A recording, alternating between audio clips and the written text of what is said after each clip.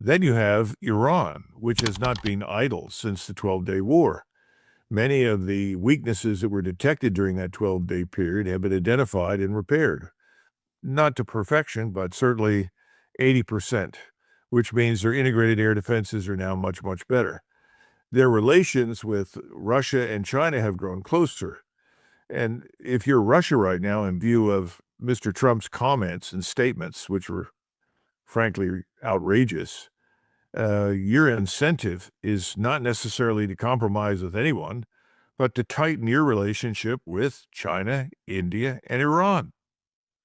So all of these forces are operating against Mr. Netanyahu.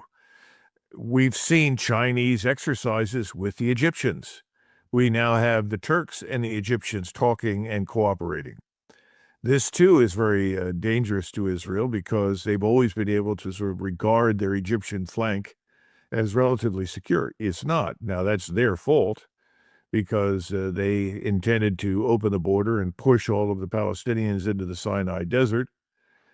And the Egyptians are not going to go along with that. So this whole 73 peace treaty has effectively begun to break down.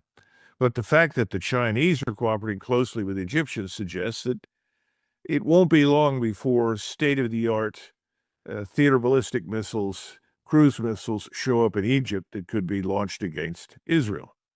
So Israel sees itself as surrounded. So what do? You attack. And whom do you attack? You attack the biggest and most dangerous adversary, and for them, that's Iran. So I think a war with Iran is inevitable. The question is, who else becomes involved now, given all the relationships that I just described? We haven't even talked about the financial, economic implications, because the Chinese, as you know, do a land office business with the Saudis and the Emirates for oil and gas, as well as with the Iran. So the Chinese are now going to establish a quote-unquote multi-jurisdictional gold vault in Riyadh, along with another multi-jurisdictional gold vault in Hong Kong. Now, this is a part separate from and beyond the Shanghai Gold Exchange. What this is designed to facilitate is trade across international lines that is backed by gold. So if you're going to sell or buy something from the Saudis, let's say the Saudis are going to sell oil and gas to the Chinese, they're going to do that business in the yuan. And the yuan is immediately backed by gold.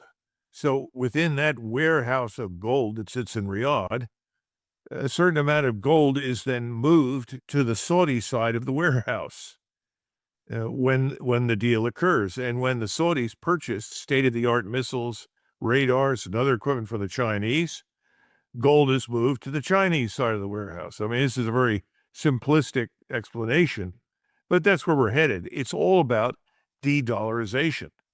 And de-dollarization is now proceeding at a horrendous rate. As I'm sure you saw on the X that I wrote, I tried to talk about that.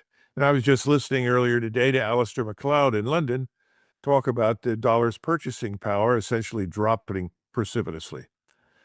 All of these things suggest that if you are Netanyahu, it's time to act. And I think his visit to the United States next week is part of that. He's coming here to finalize the plans for that assault on Iran.